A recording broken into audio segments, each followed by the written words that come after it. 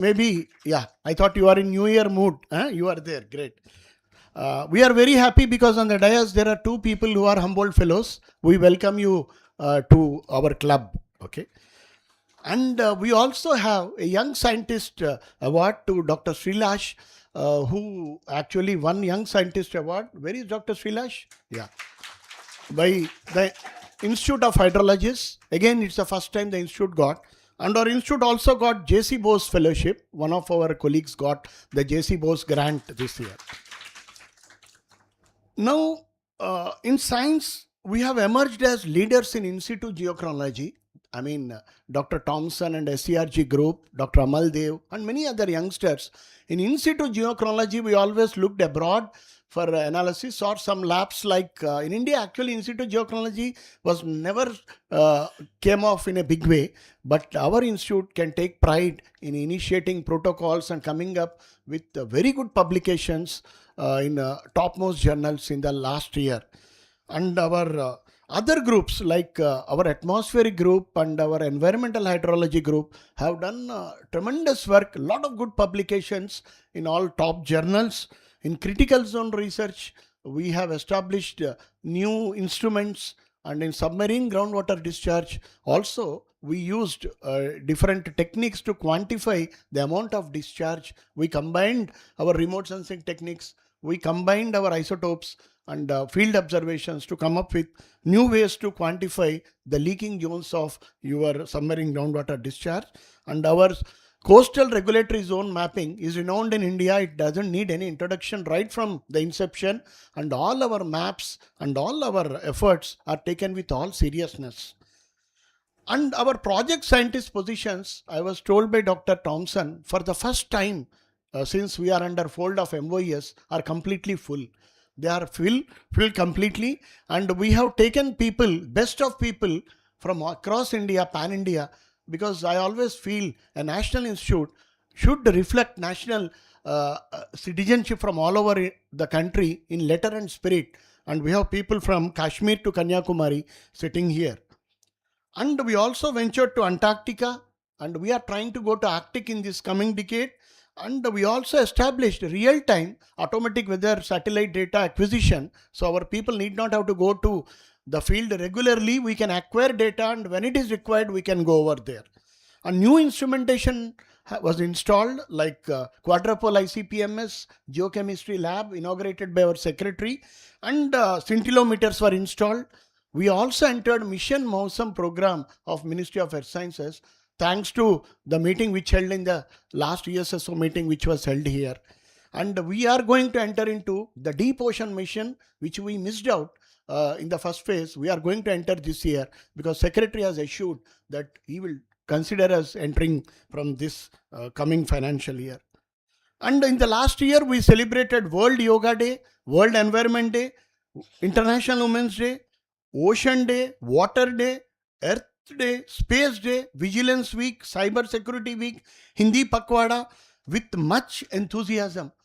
And these events are government mandated events, but we all did them with out of our own enthusiasm and satisfaction. And we invited some of the best of the people in the country and abroad to grace the occasions. I take few names which come to me. Professor Ashok Sahni was here, Professor D.M. Banerjee, Dr. Shekhar Mande, Professor Vinod Gaur, Professor Harsh Gupta, Professor Anil Bharadwaj. I mean, these names are household names in science and technology. They were all here. It provided wonderful opportunity to our institute to listen to them, and also for them also to see what actual science and facilities what we have, and they carried back, and they are very happy from what I can gather. And many more people came here. And we also organized very two important events which I would like to mention. One is the M-Cubed, the metamorphism, magmatism and metallogeny event. It's a huge conference. In India, we have different scientific groups like Sedimentology Society, Paleontological Society, Structural Geology Society. I took a leaf out of it, and I thought there should be something for magmatism, metamorphism and metallogeny, because India is now concentrating on critical minerals. Thanks to the blockage by China and all, we have now opened up, and we want to venture into that field. And for that, we need to make a beginning. A study group was established, and the first conference was held here. And the second important event was ease of doing research. And this event was organized under the aegis of Niti Aayog. And I should tell you, it was our secretary, Dr. M. Ravichandran, who recommended to Niti Aayog, NCESS is a very right place to carry on this event. And it happened due to his recommendation. And so many policy makers, executives, vice chancellors were here a couple of months ago. These two I would name as two major events which happened. And we have a splendid research advisory committee. And I should tell Sahni Saab that all the members of the committee are either FNS or Bhatnagar awardees or Academy fellows. I mean, some of the best RAC committee we can imagine is in place here. So 2026-2031 is a very crucial phase for us because new financial plan is going to come into the picture, and we are also going to get a new budgeted allocation, and also we would be focusing on some newer domains. We'll be venturing into critical minerals, planetary system, because we don't want to lag behind India's Chandrayaan 4 program. Biogeochemistry, we are going to venture into non-traditional isotopes to tackle earth science related problems ranging from paleontology to petrology. All problems we want to attempt from non-traditional isotopes like boron, lithium and so forth. We want to establish rock mechanics lab and also your numerical simulation lab, because Kerala and Western Ghats, Sahyadris are prone to landslides and other tectonic or even degradations, and it's important to quantify these things. So we want to establish an OSL dating lab here, because a lot of your sediments and all recent sediments can be dated, and we are going to have more recruitments and new instruments. Coming to the infrastructure, you all can see that the administrative block is on the verge of completion. They initially promised September, they went to December. I don't mind having waited so far since 4 years. I mean, even if they give it in January, I don't mind, but it is almost on the verge of getting completion. Then we'll get a lot of space to move on. All our directors, especially admin, accounts, all will move there. So scientists and youngsters will get a lot of place to sit. And our campus, as you can see, has beautified than before, thanks to effort of Dr. Regis Srinivas and all. We are utilizing the Swachhata Bharat, and one of the endeavors is in this year, it should be one of the most beautiful campuses in the country one can think of, in terms of neatness, in terms of beautification, everything. And we are going to come up plan for new science block and canteen and guest houses which are there in the pipeline. I hope this year we'll get approval for them. And we also got accreditation from ACSIR. That means our students can do PhD under ACSIR apart from KUSAT and Kerala universities, so that it provides more opportunities for students to come from other parts to join here. And we are also going to come up with rock, mineral and some paleontological museum here. And I took a suggestion from Professor Sahni. He gave a lot of advices, and I am going to rope in Professor Patnaik, who is Professor Sahni's student and who created such labs, paleontological museums. It's because if you go abroad, many of you might have seen, all earth science departments, if you go there, you will be greeted by dinosaurs and any large-scale features, tectonic features, which will compel general public to get attached to earth science. And in earth science, you have so many things at your disposal to for public outreach. And I wish next time Professor Sahni comes here, he should be greeted by huge tyrannosaur or dinosaur statues standing outside. And it will also appeal to people outside who are going. And I also told Srilash and Dr. Rashmi, we should have a automatic weather monitoring station giving all display units, humidity, your aerosol content outside, so that all general public who are going on this main road, including the governor and chief minister, should stop and see the values. What is the thing? That's what we are aiming in this year. And I am happy to share with all that Indian Academy of Sciences, one of the premier most scientific academies of our country, is going to host their AGM this year in November 13 to 15. It's a huge thing for us because you get topmost scientists from India here assembling here, and that it will give a lot of impetus to our organization. And I invite Professor Sahni to be there for that AGM. And another most important thing than what I told is our institute have laid lot of emphasis in the last year on discipline. My father used to tell me, I don't care how intelligent you are or how good you are. I am more bothered how disciplined you are. Because discipline is something is in our hands. You cannot blame God or somebody for that.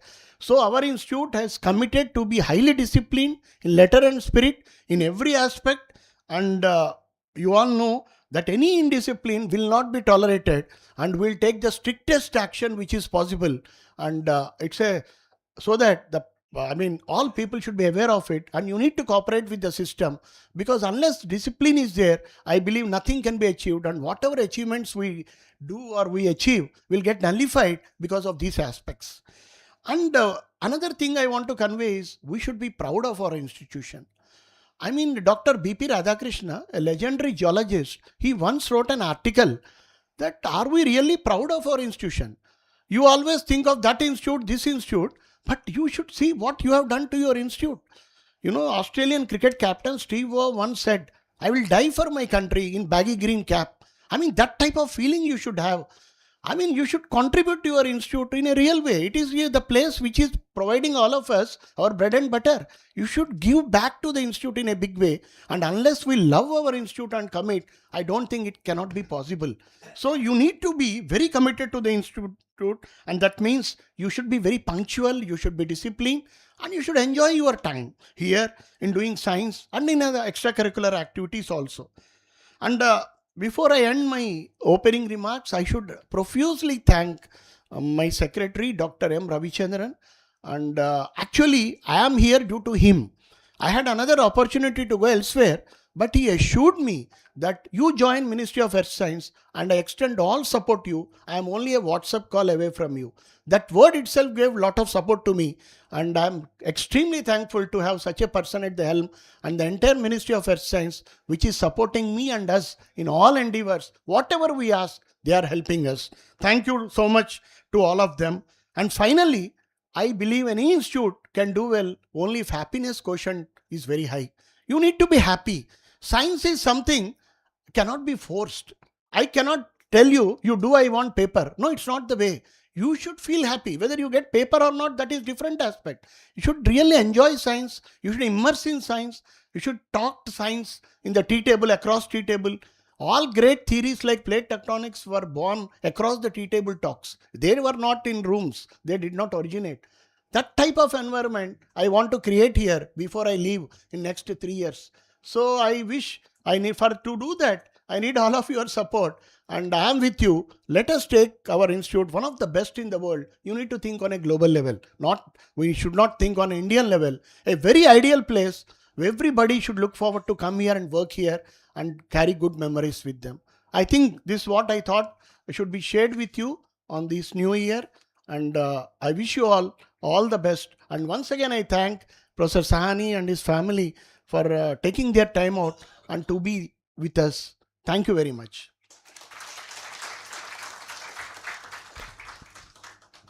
Now comes a very pleasant duty of introducing Professor Ashok Sahni to all of you. Professor, as I said before, Professor Ashok Sahni is a legendary geoscientist. The word itself means everything. In our generation and my generation before, if you take few handful of scientists who made tremendous impact to science and research and all these things, Professor Sahani's name invariably comes up. He is currently a Professor Emeritus, Punjab University, Chandigarh. He studied at Lucknow University and he later obtained his PhD in geology from University of Minnesota in United States in 1968. And of course, out of his love for the motherland, he returned back to India, where he served as initially in the faculty of Lucknow University. Then he moved to Punjab University, Chandigarh. Before I continue, I just want to share, Professor Sahani comes from a very erudite, scholarly family. I'll give an example. His grandfather, Professor Ruchiram Sahani, was a physicist. He published papers with Ernst Rutherford, who gave the structure of the atom at Cambridge. His father was a renowned geologist who did PhD at Cambridge. His uncle, again a renowned paleontologist or paleobotanist, Birbal Sahni, on whose name the institute, Birbal Sahni Institute of Paleosciences, today as we call, has been established. And his sons, daughters, everybody, you can see they are from highly academic background, scholarly background. I mean, I thought the purpose of sharing is the young people should know the background of the guests as well. It could inspire them and motivate them. That's why I'm sharing these things. So he is a fellow of several prestigious scientific academies and societies, including the World Academy of Sciences in Italy. He is a fellow of Indian Academy of Sciences. He is a fellow of Indian National Science Academy, National Academy of Science, Allahabad. He is Alexander von Humboldt Fellow. He is also a fellow of the Étranger Geological Society, France, honorary fellow of United States Society, and he's a ONGC chair professor from 2017 to 2020. He has been associated with several UNESCO IGCP projects as national and international leader. And actually, Professor Sahni, his name is synonymous with vertebrate paleontology in India. He is called the dinosaur man of India because he has made tremendous seminal contributions on dinosaurs, their extinctions, their eggs, which are well known all over the world. If you look at his citation, he has more than 10,000 citations, and he is one of the few Indians who publish papers repeatedly in Nature and Science with only indigenous resources. So that's a great credence of Professor Sahni. And far more important is he groomed 26 students for their PhD, and some of them are also fellows like him, like GVR Prasad, Sunil Bajpai, and Rajiv Patnaik. They themselves are fellows of the academy. That itself shows, I mean, how a mentor should be, and how a mentor should be can be known by the quality of students he or she has produced. And Professor Sahani has few parallels in that aspect. And I mean, he has established dinosaur museums, galleries at several places. He also received INSA DN Wadia Medal for his contribution to earth sciences. And in 2011, he was awarded the prestigious Lifetime Achievement by the Ministry of Mines for National Geoscience Award, Lifetime Award. And our Ministry of Earth Sciences also has bestowed upon him in 2020 the Lifetime Excellence Award. So you are seeing somebody who is a very scholarly person who made tremendous contributions. And apart from that, Professor Sahani is very active in science popularization programs like his father and grandfather. His talks to school students are received with great enthusiasm and a great interest. He must have given so many popular talks to enthused students and about the excitements of science, doing science, and so forth. So, with these few words which come to me, which I could gather, I mean, I heartily welcome Professor Sahani, and I think there cannot be a better way to start a new year than having a scholarly person addressing and sharing his thoughts. So, thank you so much, sir, for accepting our invitation, and we all look forward to your deliberation, talk and deliberation. Thank you so much.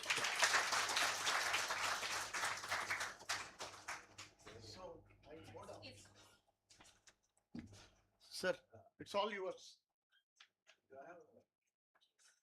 Yeah.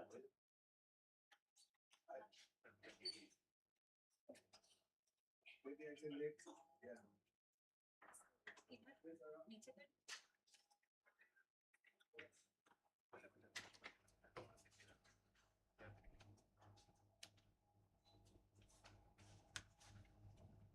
Maybe you can do it for me if somebody. So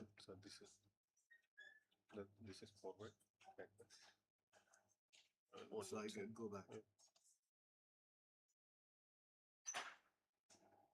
Which one is laser pointer? This one? Yes. No, it's moving. So can somebody do it for me? Yeah. Can forward, somebody move this for me? Yes.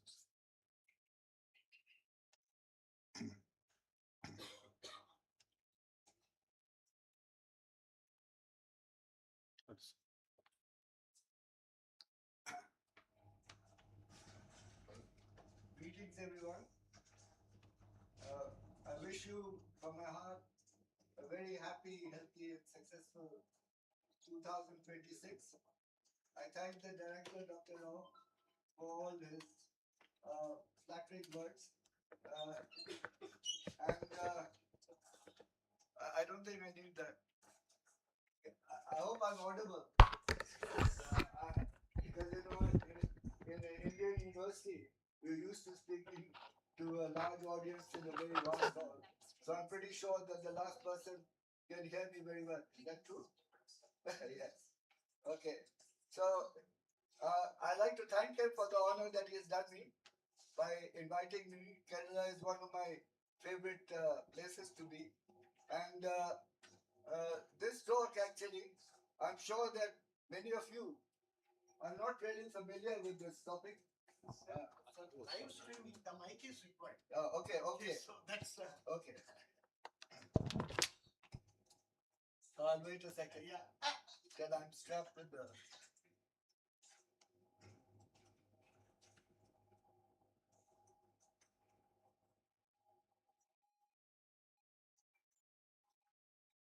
Put it here. So I think I'm doubly audible now. So as I was saying, can I have just a laser pointer? So I was saying that the topic of today's lecture, many of you may not be familiar with it. It's a rather out of the way topic. It comes under the general discipline of biomineralization. That is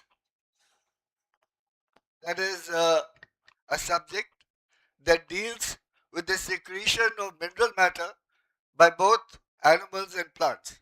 So biomineralization is a topic that is not really very people don't really know much about it. So I thought in this talk, from the vast subjects that I could have talked to you, I would talk to you about this topic. So, so I've entitled it "The Skeletons in Nature's Cupboard: A Biomechanical Approach to Creativity." So most people are not really familiar with how our bodies are built. So we all have skeletons. Dinosaurs have skeletons. Humans have skeletons. Snakes. All vertebrates have got skeletons. But very few people know the mineral matter with which these skeletons are built. And so my talk basically deals with these small nanometer crystallites which are made of hydroxyapatite. In the inorganic world also, you have hydroxyapatites, but these are hydroxyapatites that organisms secrete, and they have completely the same crystal form that you get in the inorganic world. So very few people are aware of this, and the interesting part is that, as you can see, that these crystallites have